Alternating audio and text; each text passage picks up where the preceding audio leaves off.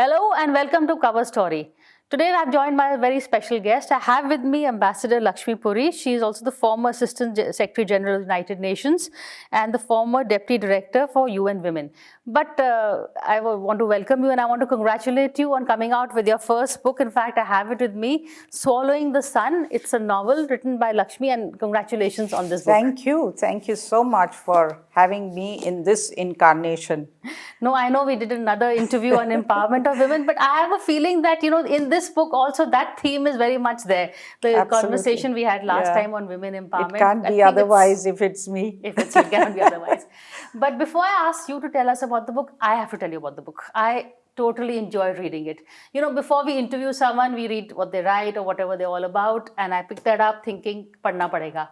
But after that, I could not put it down. It is unputdownable. It's at a stretch. I got up early in the morning. I've been midway through it. And I'm telling you, this is a book which I can see is going to be staying with us for a long time.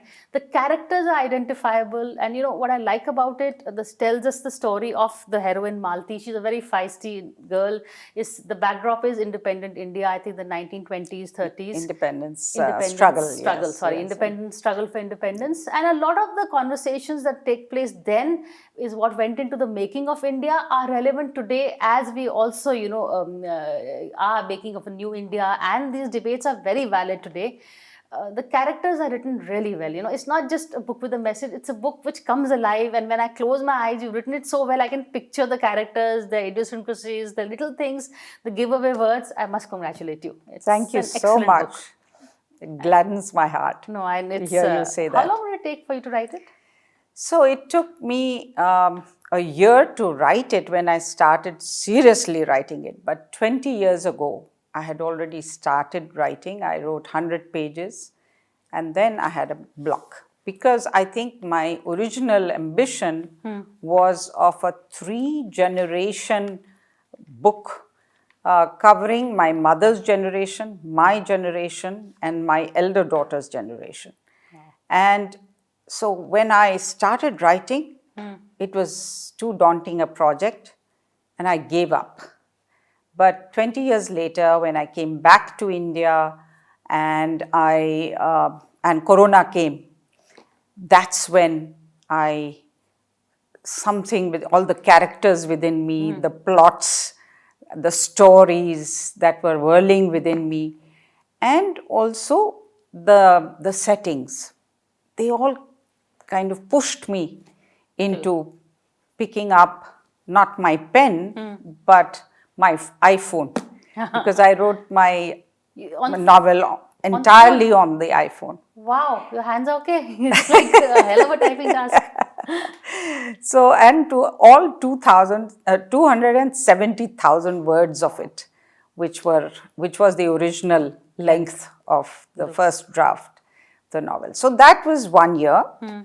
And when I finished it, I had the sense of, I had to do this. And thank God I'm able to accomplish this, because, those days in COVID times, you got up in the morning not knowing whether you're going to live another day. So when I finished it, I told my husband, I said, now I can die, even if COVID comes to me. So it was one of those those projects and dreams that needed to be fulfilled. And it started 20 years ago, but it got fulfilled within 1 year. I mean, I was able to finish the book. But this is more than just a bucket list. This is also a lot of it is, what your experiences, what you've seen, maybe your parents' experiences. Tell us a bit about the book. I think we both will be killed if you don't mention the publisher. So, of course, David Davidar and of course, of course, he's the one who discovered me. Others were daunted by the length, so I was delighted that I had a master and a legendary literary figure and to a your publisher. Credit, he picks up a book only when he thinks it's good. So like him, taking it up as a project, and he then mentored me through the journey of chiseling it, because it's a lot about chiseling it to perfection. So that's what happened. A year year and a half ago, I would say. And tell so us it has taken. So about that the has. book. So now this book is many things. It is an epic love story. It is a historical novel. It is an intergenerational and coming of age story. And it is also, it has, something that one would think of in terms of social realism. One of the reviewers said that it is not magical realism, but I would say it is social realism. But there are many aspects, and it is part inspired by family, and I have been saying this clearly, by my parents' journeys, which were extraordinary for their times and in their times too. So, it was a combination of the two. That's why their lives were so inspiring. And so it's been inspired by that. But it is literary fiction. And all fiction has some autobiography. We always look within ourselves. Absolutely. So there is invention, imagination, and then there is memory. So the Times, but it's also set, it covers a vast part of India, the village where the girls were brought up, and then they go on to college in Bombay and Mumbai and so on. A lot of the debates that were raging then are relevant today, whether Absolutely. it's, casteism, or what kind of India do you want? You want a modern India, but not too Western, those kind of issues. So, although this is set in between 1918 and 1950. Okay. But young people today will recognize and will relate to, and I promise that, will relate to all the debates that were there at that time. Correct. You read it when they are in Elphinstone College, or even when they are in school. What girls, it was first a girls' school, and before that, the girls' experience with the boys, but also in Elphinstone College, and thereafter when they are participating in the freedom movement, they are very much caught up in their utter admiration of Western literature. They are always they're quoting Tennyson, they're quoting Shakespeare, they're quoting Pilgrim's Progress, all the classics, even Kafka, because Kafka was recent then. So all of that, and at the same time wanting to reassert, and they were in the midst of a cultural and literary renaissance that was happening in Marathi, in the Marathi literature and Marathi theatre, plays, and music. So there was a cultural renaissance happening, not only in Bengal but also in Maharashtra, and that's one of the unique aspects of this book. So they were also reliving this renaissance within themselves, the rebirth of their civilizational identity. And I would, if you don't mind, I would like to read I would very much love it if you would. So, in their, by the way, they had the brother of P.G. Wodehouse as their professor. So, Professor Wodehouse read out Shogness's Ode as a finale to the year's poetry reading expedition. And although the poem so patently celebrated the glory of the Victorian era and its imperialistic ambitions, English nationhood, and race, he asked the class to interpret it as if they were feeling and living the poems as young Indians would. And then Guru promptly responded, "Though we, the Indian students here, may be wandering by lone sea breakers, sitting by desolate streams, We have enough civilizational inspiration to be making our own music, dreaming our own dreams. Despite being born and raised as subject citizens, as our minds and horizons open, we have a growing belief that yet we are the movers and shakers of the world forever in a new India. But Malti finds this too tame, and she says, "Sir, I would like to dip it into the colors of Indian nationhood. The saffron of sacrifice, the green of prosperity, the white of harmony and purity that our freedom fighters have evoked. Though we young Indians may appear to be world losers and world forsakers, the evocation of each age is a dream that is dying, is about the death of British imperial glory that I desire and foresee happening now and very soon. We are eager to welcome an age that is coming to birth, that of freedom for India from British rule and the rebirth of all Indians and their civilization." So that was the discourse. Of course, she gets into trouble for having said that, and she's called in by the professor and said, "Why did you say it publicly?" She says, "But you've given us the freedom of thought and freedom of speech, and you are a liberal professor." He said, "But not publicly."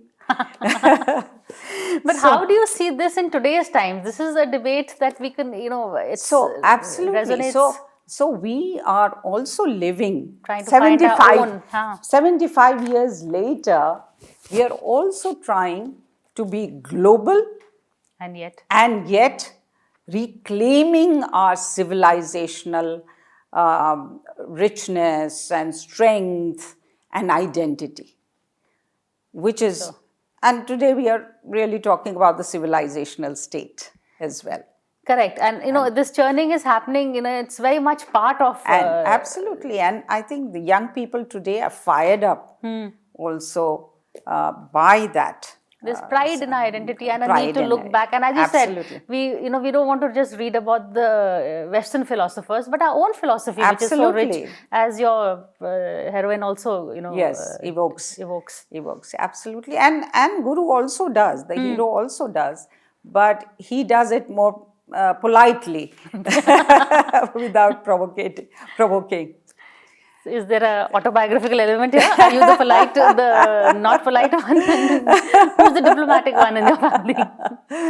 Well, I think my mother was the more outspoken one. So Malti is her. Malti is her. Malti. Yes.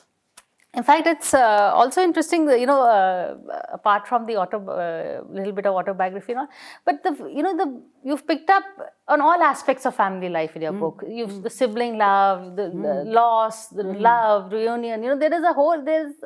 It's like it's one of those OTT serials that we see. I can see this. I know a lot of people have told you that, so I won't harp on that. But it's something that can be brilliantly brought out on the big screen also. Yes. It's very dramatic. And so many stories. One major thread, and then there are so many sub-stories and subplots. So there is emotion, there is debate, there is character building. There's something for everyone, I would say, in this book, which is a must.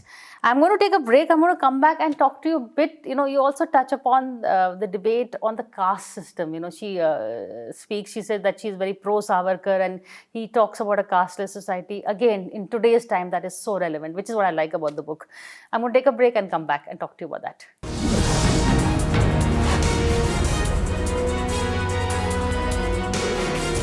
Hello and welcome back to a cover story conversation. I have with me Ambassador Lakshmi Puri, and we are talking about her debut novel, Swallowing the Sun, which I will again recommend very highly, I think. But before we go on to the book, the title and the cover. One of your reviewers said, judge this book by the cover, and I think she's got it bang on. So the concepts following the sun? So first about the cover, and I think it really captures in a brilliant way the major themes of the book, which I had outlined to you. The coming of age, the intergenerational and the generational stories, and the feminist theme. So all of that, and the locale. This is a pan-India novel. Yes. So if you look at the cover, you will see Banaras. There are some 6-7 chapters located in Banaras. This is in Indore, the Lotus Pond. Oh. And then the cherry. This is Padmak in Simla. And then mango gardens in Ratnagiri. And then the love letters here. And of course, Madhumalti. The Madhumalti The flowers. heroine. So the Swallowing the Sun is from 13th century Saint Muktabai, a woman saint. I have been possessed by that abhanga of hers, which I heard when I was a little girl, but which only came back to me. You know, some things just come back in your consciousness after many years. And that came back to me when I was writing the novel in 2020. Wow. And I said, this has to be the leitmotif of my novel. And it's because that abhang, which says, the little ant flies into the sky, she swallows the sun. Another miracle, a barren woman gives birth to a son. The scorpion burrows down to the nether realms, and the snake king Shesha bows his head at its feet. The housefly begets a hawk. Muktabai sees, Muktabai laughs. So that invocation is about miracles, that miracles can happen if you have faith and if you dare and you persist. So all my characters, particularly the women characters, but also the men characters, are about being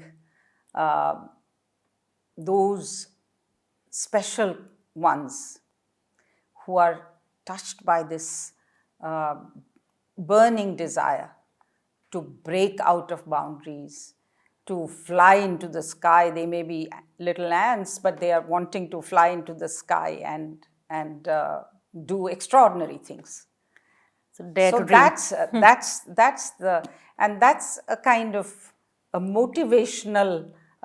If today a motivational speaker will talk about it, and you also have in Hindu mythology of Hanuman swallowing the sun, Surya ko nigalna.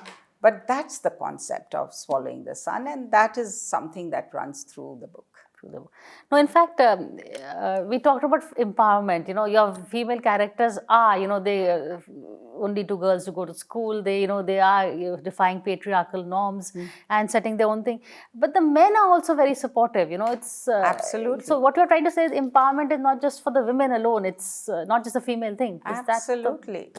And there are so many settings and conversations, but also situations that illustrate this.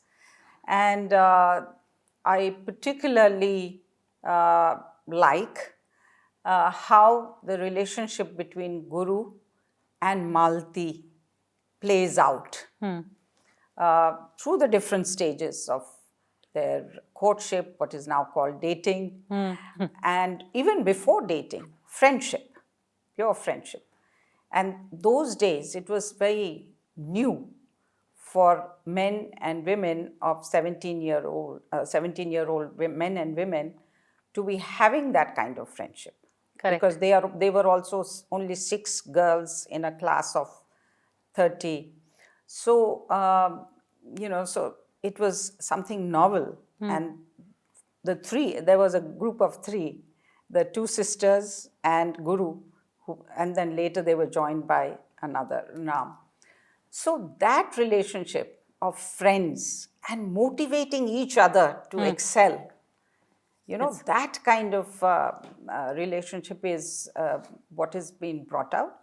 And certainly this is a feminist novel in many ways, as it is many other things, as I have explained. It's not only that, but it is at its core very much about women's stories from women's perspectives, highlighting their desires, their needs, physical, sexual, emotional, also presenting them in the situational victimhoods that you always see women presented, but also as triumphant pioneering women, breaking, Lakshman Rekhas.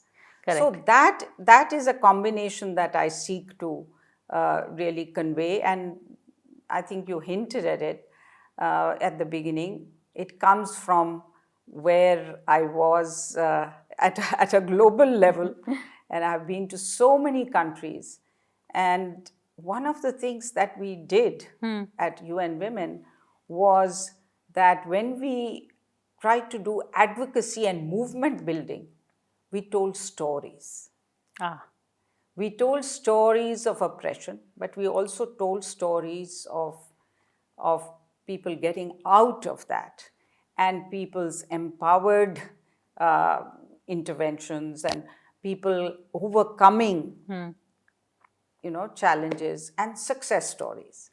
So this is one of those attempts by me to also bring the messages. You mentioned messaging, but it is a very subtle messaging that I bring. And also, I think it is really something important for both men and women. There's a conversation between Guru and the girls.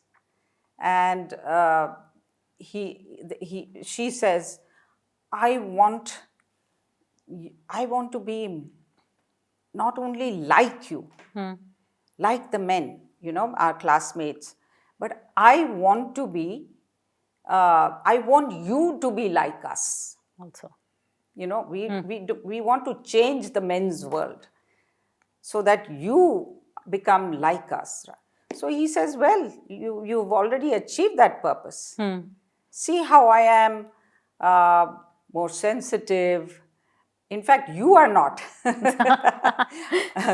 You are the strong, opinionated, aggressive. Characteristics which we associate with men. Correct. Yes. No, so there is that interchangeability also of attributes, of traditionally considered attributes of masculinity and femininity, So all of that is explored in this. Yeah, so it's not just silos, Yes. There's a flow Yes. of characters between men and women. And that Ardhanarishwar concept, yes. Correct. No, I want to drop more on that, but I think we are running out of time. I'm not going to let you go before you read me another passage, which I found pretty fascinating on the debate on the caste system. Suddenly, Guru, the hero, is sent to Kopargaon, away from Bombay. They are married already now. And it fitted Appa's scheme of things, that is Guru's father's scheme of things, to banish Guru from Bombay so that their intercaste marriage did not tear the eye like a piece of rock in the Saraswat community for him. With all her respect for Hinduism, it was this caste fetish Malti could not accept or condone. She agreed with Veer Savarkar's concept of Hindutva, where the divisive and debilitating caste system was to be smashed once and for all. For one country, his call for one country, one God, one caste, one mind. Brothers, all of us, without difference, without doubt, without difference, without doubt. Truly moved Malti, even though he left out the call to sisters, all of us. So Malti added that idea in her sermon to herself. Mahatma Gandhi too had been rightly trying to peel off the encrustations of caste from Indian consciousness, and yet it seemed as difficult as peeling off the skin itself.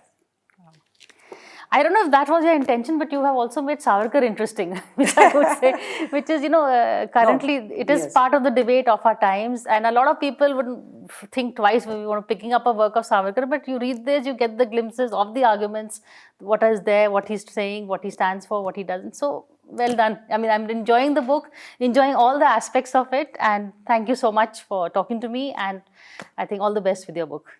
Thank you so much for calling me and for reading and appreciating the book. I'm loving it. And giving me a chance to be here with you and bringing out facets of the book for your viewers. I think we may need another interview soon. But on that note, thank you so much. Thank you so much.